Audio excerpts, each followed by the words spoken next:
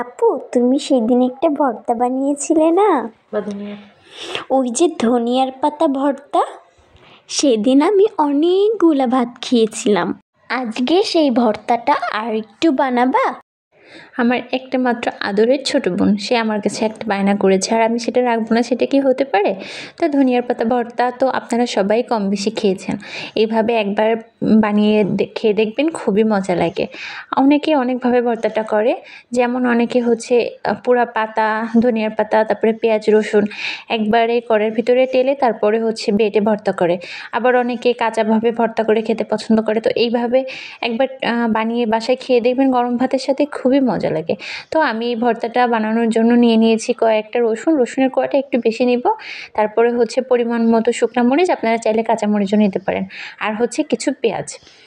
আর আমি জিরা গুঁড়াটা নিই নাই, জিরাটা আস্ত ব্যবহার করেছি, আপনারা চাইলে গুঁড়াটাও নিতে পারেন। তারপরে এটাকে আমি আগে সুন্দর মতো ব্লেন্ড করে নিচ্ছি। এটাকে ব্লেন্ড করা শেষ হলে তারপরে আমি অল্প অল্প করে ধনিয়ার পাতা দিব।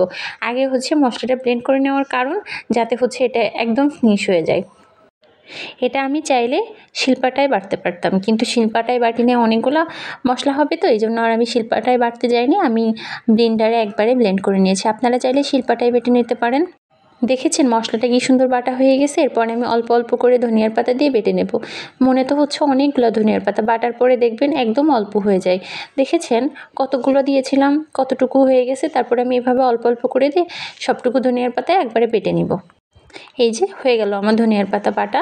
তারপরে আমি একটা কড়াই বসিয়ে দিয়েছিলাম, চুলায় বসিয়ে আমি কড়াইটাকে সুন্দর মতো গরম করে নিয়েছি। তারপরে হচ্ছে পরিমাণ মতো তেল দিয়ে নিয়েছি। আমি সয়াবিন তেল দিয়েছি, আপনারা যে কোনো তেল ব্যবহার করতে পারেন। তেলটা সুন্দর মতো গরম হয়ে আসলে এর ভিতরে আমি বেটে রাখা যে মশলাগুলো ছিল ওটা ঢেলে দিব। তারপরে হচ্ছে আমি স্বাদ মতো লবণ আর একটু হলুদ দিয়ে দিব।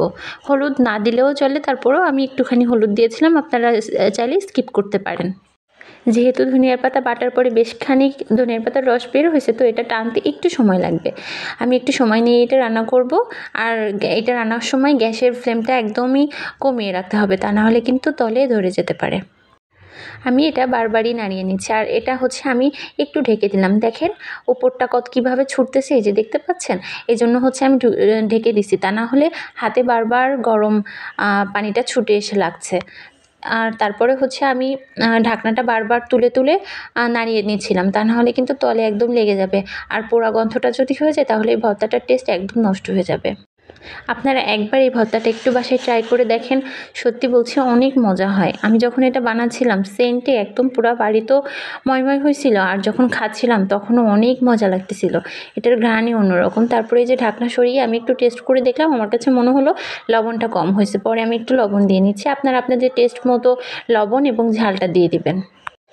এরপরে হচ্ছে আপনি ঢাকনাটা সরিয়ে নিয়েছি, কারণ হচ্ছে দেখতেছেন যে একটুও ছুটতেছে না, আর এরপরে হচ্ছে তলে লেগে আসতেছিল। আপনারা কখন বুঝবেন যে ভর্তাটা হয়ে গেছে? যখন দেখবেন যে এই যে তলে এইভাবে লেগে আসতেছে আর ভর্তাটার দলা পেকে যাচ্ছে, তখন বুঝবেন যে ভর্তাটা একদমই হয়ে আসছে। এরপরে আমি ভর্তাটা একটা সুন্দর বাটিতে তুলে পরিবেশন করব। সুন্দর করে একটু ডেকোরেশন করে নিয়েছি আমার মন মতো, যাতে দেখতে সুন্দর লাগে। যে জিনিস দেখতে ভালো লাগে সেই জিনিস কিন্তু খেতে এমনিই সুন্দর হয়। তো পুরো ভিডিওটা আপনারা দেখবেন, আর ভালো লাগলে অবশ্যই আমার পাশে থাকবেন। এই ভিডিওটা এই পর্যন্তই। ধন্যবাদ সবাইকে, ভালো থাকবেন, আল্লাহ হাফেজ।